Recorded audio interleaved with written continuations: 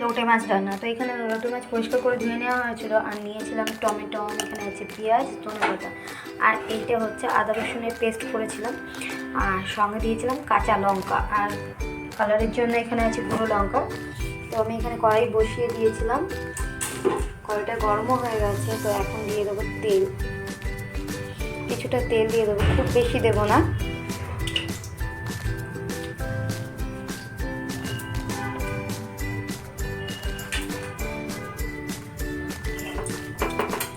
কড়াইটা গরম হোক একটু, তারপরে দিয়ে দেবো গোটা জিরে ফোড়ন। অনেকদিন ধরেই ভাবছি লোটে মাছ খাবো, তো লোটে মাছ বাজারে তো আর সেভাবে আসছিল না, সেই জন্য আর খাওয়াও হয়নি। তো আজকে বাজারে পেয়েছিলাম, সেই জন্য একটুখানি লোটে মাছ সঙ্গে করে এনেছিলাম। তো এটাকে আপনারা কে কী বলেন জানি না, কী মাছ বলে, আমাদের এখানে তো লোটে মাছই বলে, তো আমি সেটাই বললাম। আর কার কেমন লাগে এই মাছটা খেতে সেটাও একটু জানাবেন। সত্যি বলছি, একটু কাটা থাকে না, বাচ্চাদের জন্য খুবই সুবিধা, আর খুব টেস্টি হয় রান্না করলে।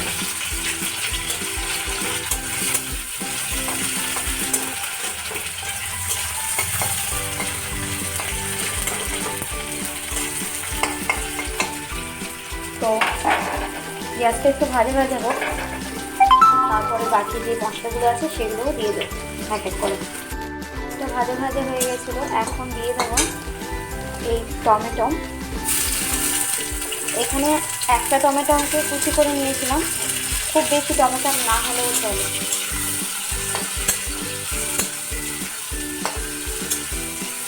তো টমেটোটা নরম হওয়ার জন্য দিয়ে দেবো একটুখানি নুন, খুব বেশি দেবো না, পরে আবার দেবো। তো এখন অল্প একটু নুন দিয়ে দেবো, টমেটোটা নরম হয়ে যাবে সেই জন্য। আর খুব বেশি সময় নাড়াচাড়া করবো না। এখন মশলাটা যেটা আছে আদা রসুনের পেস্টটা, সেটাও একটু দিয়ে দেবো, দিয়ে তারপরে সব ভাজা হতে তো একটু সময় লাগবে।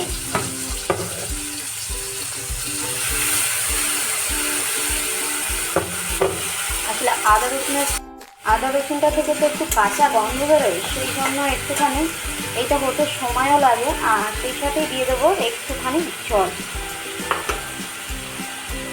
তো এইটা একটু ভালো করে না কষালে না গন্ধ ছাড়ে আদা রসুনেরটা, সেই জন্য একটুখানি ভালো করে ভেজে নেব গ্রেভিটা। সেই সাথে দিয়ে দেবো একটু হলুদ, দিয়ে দেবো আরও অল্প একটু নুন, মানে আগে অল্প একটু দিয়েছিলাম, সেই জন্য খুব বেশি দেবো না। আর সঙ্গে দেবো একটুখানি লঙ্কার গুঁড়ো। লঙ্কার গুঁড়োটা দিলে না কালারটা খুব সুন্দর হয়।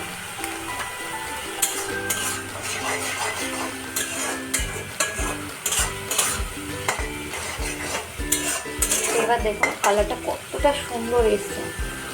এই লঙ্কার গুঁড়ো কিন্তু কালারের জন্য সত্যি খুব সুন্দর। আসলে খাবার তো টেস্টি, খেতে ভালো লাগবে, কিন্তু সেই সাথে যদি একটু কালার হয় না, তাহলে আরও বেশি ভালো লাগে খাবারটা। তো মশলাটা আমি ভালো করে একটু কষিয়ে নিই নেড়ে চেড়ে, তারপরে মাছগুলো দিয়ে দেবো।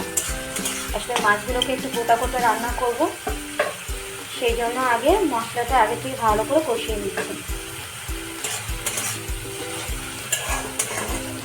তো আপনারা কীভাবে রান্না করেন একটু অবশ্যই জানাবেন, তাহলে আমি একবার সেভাবেও রান্না করে খেয়ে দেখবো যে কেমন লাগে। এখানে মশলা কষানো রেডি হয়ে গেছে, আর এই যে তেলও ছেড়ে দিয়েছে মশলা থেকে। তো এখন যে লোটে মাছগুলো আছে সেগুলোকেই আমি দিয়ে দেবো।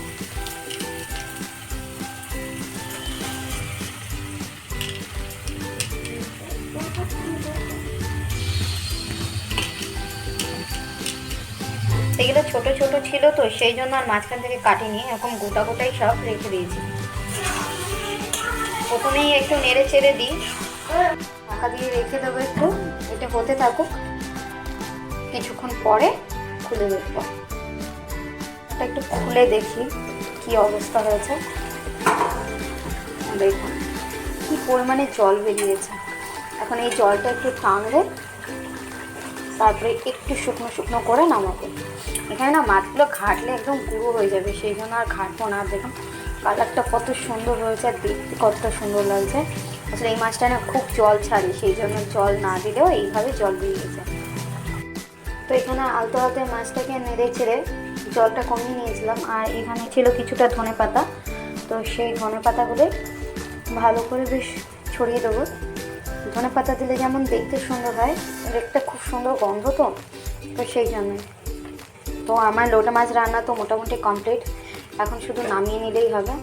আর কালারটা দেখুন কতটা সুন্দর এসছে। আর মাছগুলো কিন্তু এরকম গোটা গোটাই ছিল, খুব একটা বেশি ভাঙেনি, কিন্তু সব জল বেরিয়ে মাছটা খুব সুন্দর যেমন সেদ্ধ হয় আর খুব সুন্দর খেতেও হয়। তো এখন আমি মাছটা নামিয়ে নিই। এখন তো আমার লোটে মাছের ঝাল রেডি হয়ে গেছে। আর দুপুরের খাবারই ছিল এখানে এক টুকরো লেবু, উচ্ছে ভাজা, এখানে আছে তেলপোটা আলু বেগুন সব কিছু দিয়ে ভাজা, আর এটা হচ্ছে মিক্স সবজি, এখানে আছে মূলো আলু ফুলকপি গাজর সব কিছু দিয়ে একটা সবজি। তো এটাই হচ্ছে আজকে দুপুরের মেনু। তো কার কেমন লাগলো ভিডিওটা অবশ্যই জানাবেন। তো আজকের মতো ভিডিওটা এই অবধি, সবাইকে জানাই শুভ দুপুর, টাটা।